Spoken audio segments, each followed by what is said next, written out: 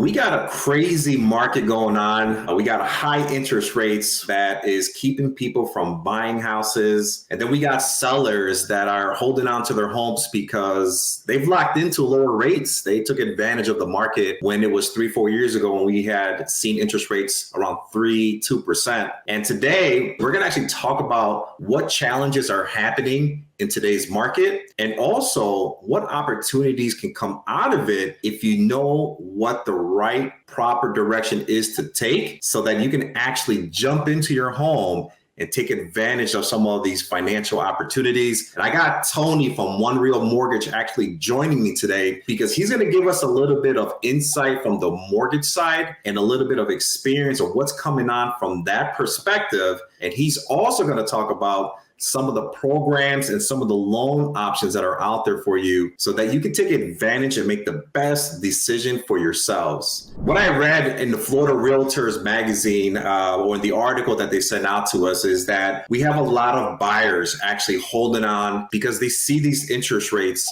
around the 7% mark. And I also read that interest rates, they've been in the sevens for almost close to 2 years now. I think it was October of 2022. Is that something you've kind of experienced on your end as well? Yep, exactly. So the date that you gave, which was October, was when rates hit the 6.5% and 7%. And recently, in the past couple of months, we've noticed that they've been fluctuating a lot, right? So one week I'm talking to clients about 6.5% or 6.7%. And then a couple of weeks later, the same clients have found a house or still shopping for homes. And now we're talking about the 7.25 or 7.375. So it's really, really important that once you get pre-approved that you try to keep in touch with your mortgage originator as much as you can so they can watch the market for you. And that way you at least can time or try to time when you can submit an offer on a house and move forward. Yeah, and I think that's a good point, man, because there's been a lot of times where maybe you get somebody pre-approved and they get a specific interest rate, but what they don't understand all the time, even if you communicate it, sometimes it goes through one ear, not the other, is that they're not locked into that, right? So at what specific point do they actually lock into the interest rate? That's a great question. So we have two options to lock an interest rate. One, which is the most common one, is going to be when an offer is accepted and there's been a closing date that has been established for 30 days or 45 days. Right. And the lender at that point will know which rate lock period to use. So that's one, and it's a given. The other option would be our verified approval process. So this is something that we could get into later on, but we have a process where we're fully underwriting loans up front before we send someone to go shop for houses. So we make sure that we're putting them in the best position possible and we have no issues in underwriting. So when we have a verified approval, we give the clients the option to lock an interest rate for 30, 60, or 90 days while they shop for houses. I still want to talk about some of these challenges because another flip side of this is not just interest rates. We got prices going up a little bit higher, right? You see some sellers actually reducing the price of the homes because they're experiencing that buyers are on the sidelines and they can't sell their homes, right? This is what I'm seeing from the real estate side of things. And so at any given point, that can change.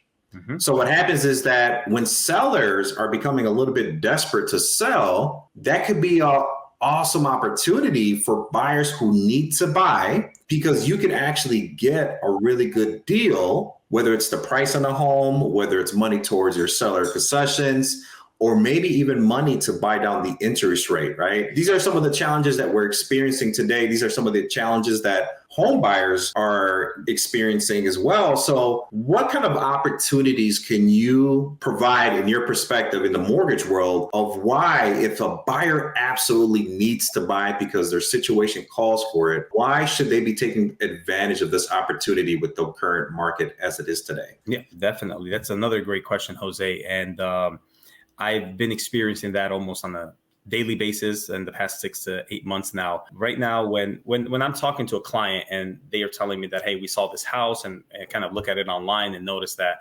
it's gone through a couple of price changes to the lower, that's definitely a seller that is motivated to sell, is not finding a buyer yet, and that's resulting in them lowering the price.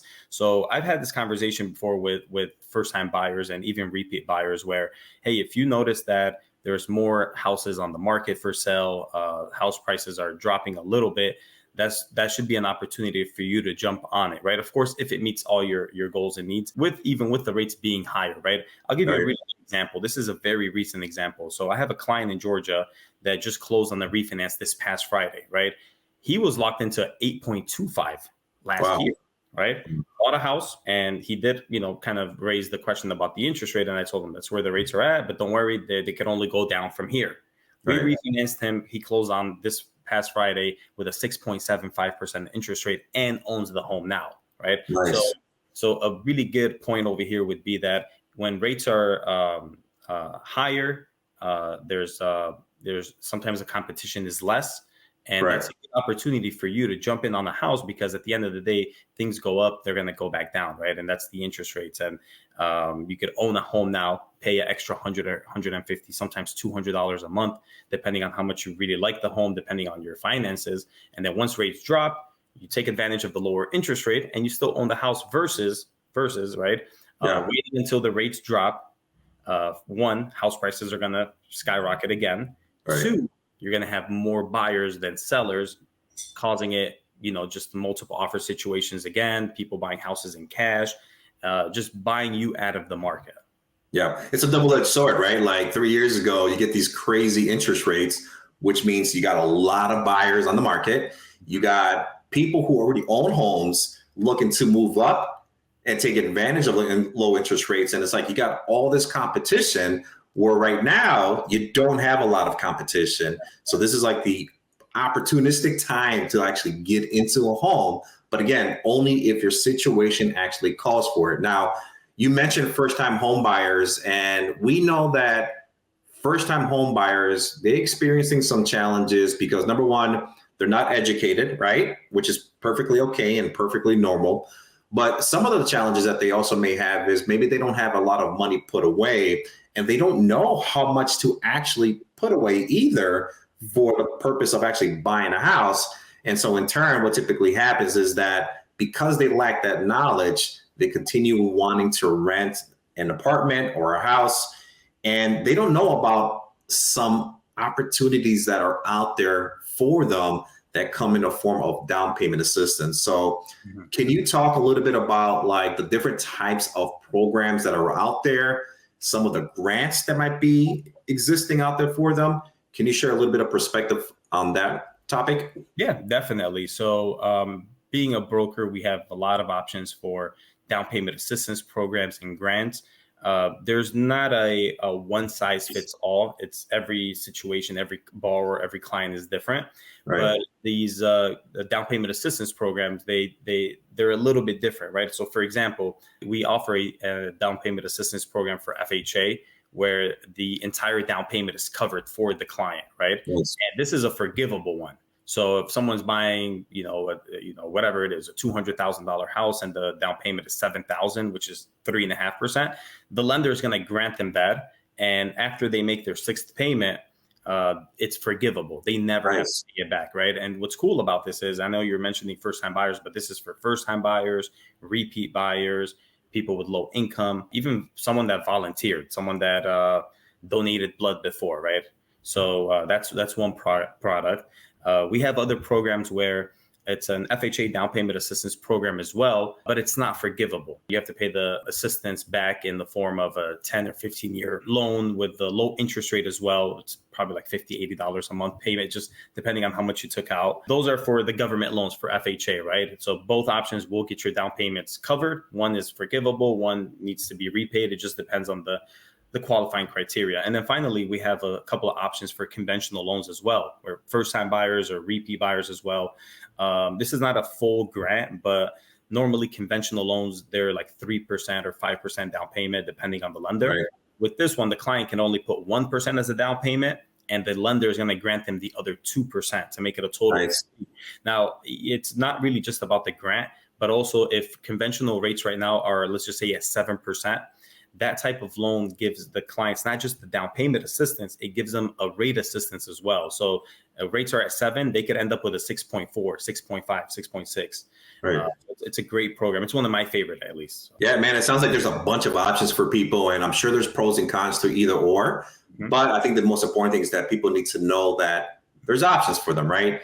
And I think that the fact that you can go FHA or conventional, depending on the program that they're choosing, is also a benefit, because there's times that there's sellers selling their homes, and the realtors that are representing those people, sometimes they don't want FHA for one specific reason or another, right? It could be anything. It just could be a seller's request. And so if somebody's looking for conventional financing and you're FHA approved with down payment assistance, to know that you have the ability to pivot to another option on conventional financing with down payment assistance, that can actually make or break whether you actually decide on that house or not, or whether the seller actually even accepts your offer, right?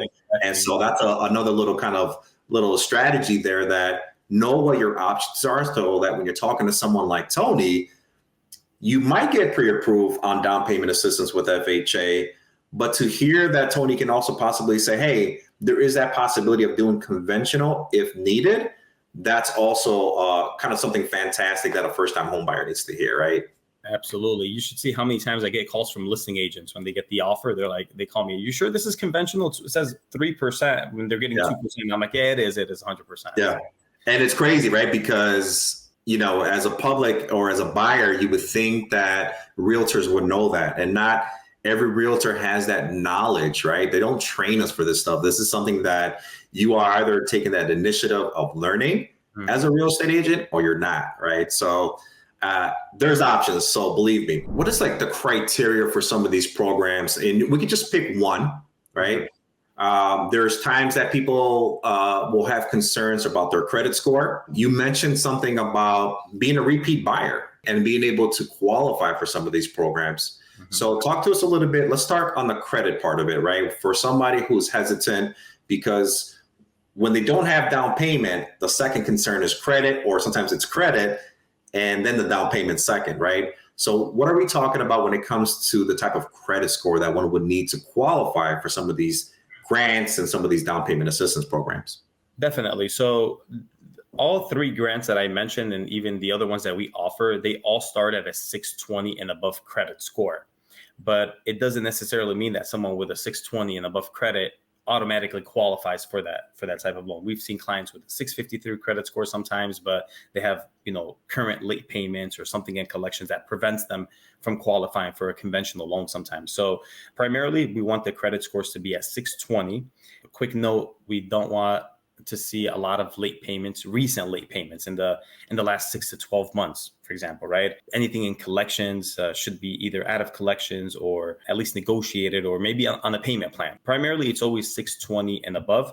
And then you also want your debt to income ratio, right? And that's something that we could definitely dive into later on. You want your debt to income ratio to be lower than, a certain number, 47 or 48%. And like I said, we can go over that again. One of the biggest challenges that I see with pulling multiple credit reports a day is that, the formula that we use right now is, if someone, for example, makes $6,000, let's just imagine they had no credit debt whatsoever, right? Right. So they technically qualify for a $3,000 mortgage payment. That's the rule. You qualify for a mortgage payment that's half of your gross income if you had no debts. So someone with $6,000 in income, they qualify for a $3,000 mortgage payment. Now, if someone has a $1,000 auto payment, that same person we're talking about now qualifies for a $3,000 payment minus $1,000, minus that debt thing. So now they qualify technically for a $2,000. Now, picture that. $1,000 payment on the car just dropped your buying power by 30-40%, right? Right. So I urge clients to, one of the issues that I'm seeing right now is that I pull credit. Sometimes it's a good score. Sometimes it's 680, 720, right?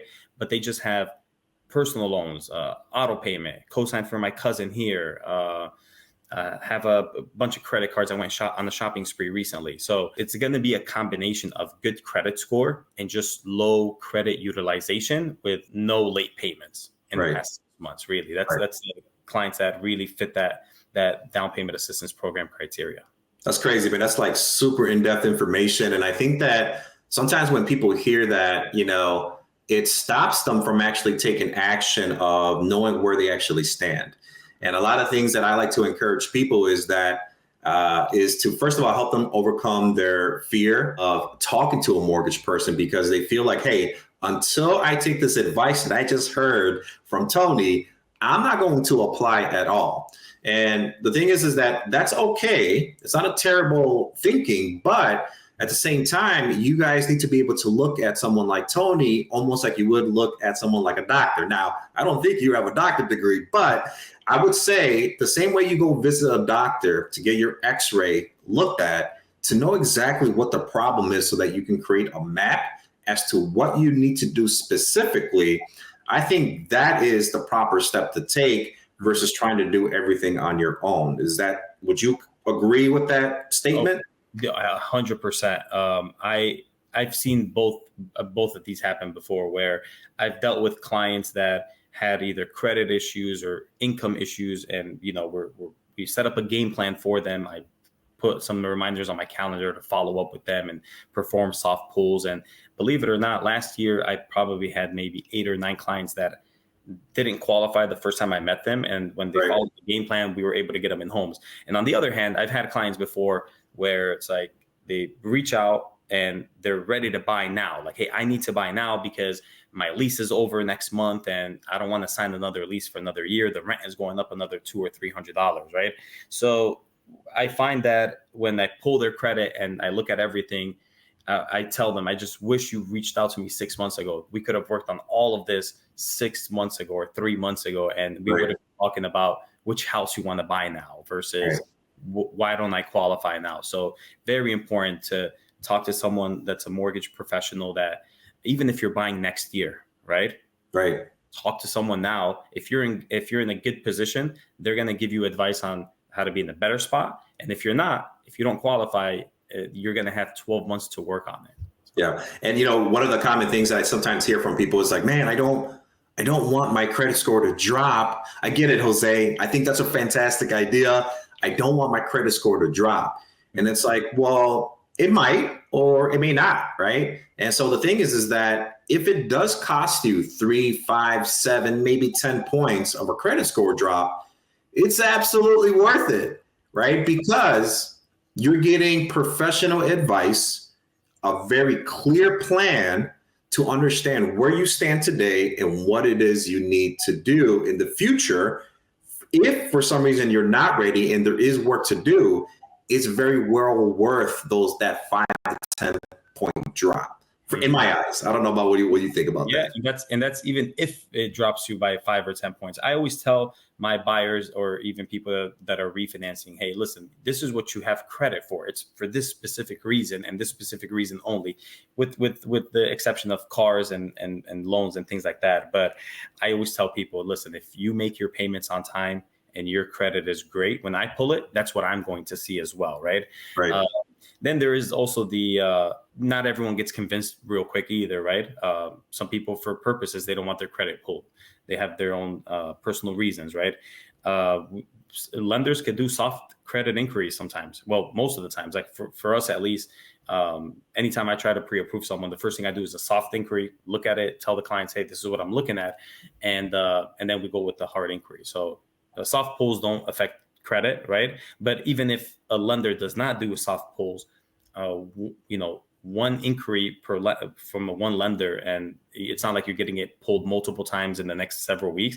It does show as an inquiry, but it's not going to hurt your score. It's not going to hurt your whole profile. So let's recap here. There's programs available for first-time home buyers, but even if you're not a first-time home buyer, you have a variety of options, such as some of these programs that Tony's talking about. And you can have probably more than that, especially if you're taking some equity out of your home and buying the next house and selling the one that you just came from. And then there's credit score criteria of 620 or higher. And last but not least, make sure that you have a conversation early on with a mortgage professional, because your credit score might be on point, but there could be stuff in depth that might cause a red flag from an underwriter that does not allow you to actually proceed in purchasing the next home. And it's better to learn that information early on and get it situated instead of actually waiting until the time for you to move on and then finding out that you actually can't buy anything because you didn't troubleshoot that thing, that little detail, that red flag. So there's options here for people. And the last thing that I kind of want to leave off, Tony, is that you kind of talked about it a little bit earlier about refinancing, right? Lots of people that did not sell their home and buy their home when the interest rates were 2%, 3%, 4%. A lot of them decided to do the refi at that time, right? They might have had interest rates at 5%, 6%, and then they lowered it and made some great savings at that time. They lowered their rates into the 2% mark, right? So right now, people who are purchasing houses or that have purchased their homes that have that 7.5% interest rate, when do you feel the next opportunity will be for them to actually refinance, or when should they start actually thinking about refinancing because the next boom might occur? Yeah, no, for sure. I have a rule of thumb, and a lot of people have maybe heard of this one, but don't refinance unless you're dropping your rate by a full percent, right? I like to follow that rule, although that it applies most of the times. But I always tell people that you refinance when the savings are worth it to you, right? And of course that there's a balance between how much it's costing you and how much it's saving you. For example, if a mortgage originator is going to call me to refinance my 7.5%, it's going to cost me, let's just say, $5,000 or $6,000 between escrow and title fees that are actually rolled into the loan. It's not out of pocket. But regardless, if someone's going to charge me $6,000, right, but they're going to save me $30 a month, right? Break even point. I don't have my calculator in front of me, but if you divide 6,000 by $30, you're looking at maybe a 7 or 8 year return on your investment. And, so that's something that I talk to all my clients about. But so one, make sure that you're saving enough money, right? And I'm not talking about saving $1,000 a month, right? But if you're paying a mortgage payment of $3,000 at a 7.5%, and someone's calling you to refinance you to a 6.5, where they could save you $300 or $400, just think of where you could put what use you could make of that $300 or $400 extra, whether it's putting it in an account that's going to mature later on, or whether it's pay it towards the mortgage payment so I could pay off this 30-year and maybe 23 years, right? So lots of benefits to refinancing. I don't have a crystal ball to tell you when the best time is, right? For example, the client that I just spoke about earlier on Friday, from 8.25 to 6.75%, right? So it just really depends on how low the rates are. One thing is a given: we're not going to see rates in the 1% and 2% and 3%. If we do, not in our lifetime, maybe a very, very long time. So when you see the opportunity, if you're at 7.5 and you could drop to at least 1%, take that opportunity. Yeah, and I think the big thing there is that you don't have to take action today, right? But take action in thinking about, if it did happen, what does that look like, right? So if you're sitting at 7% and you're hypothetically thinking about a 6% interest rate, if it does happen, or 5.5, but let's just say 1%, what does that look like for you in terms of a monthly savings, in terms of how much interest you save over the life of the loan? Start thinking about those things, start having conversations with the mortgage professional, because even though it hasn't happened, if you prepare yourself with that information, you're not thinking about it at the time that it does happen and wondering and not knowing if the rates are going to go back up, right? You can just lock into it quickly because you've gathered your thoughts. You've understood that if it ever did happen, that you were going to take action on it right away. And so I think that's the biggest thing, is that most of us don't think about refinancing until other people are doing it. And then you're like, well, wait a second. Should I be doing this too? What does this mean, right? So start thinking about it now, because when it does happen, you want to be able to take action. Yep. Yeah, exactly. So like you said, and it's funny that you mentioned it, it's almost like a trend. You're absolutely right. When any refi boom that I've been part of, if someone's refinancing, that's what people are talking about, right? Like how people are talking about the elections nowadays. So it's a trendy thing. So always look into, picture what you could do extra with that money that you'd be saving. Right on, man. Tony, thank you. Guys, there's other videos. Make sure you watch it. All right. Thank you for having me again.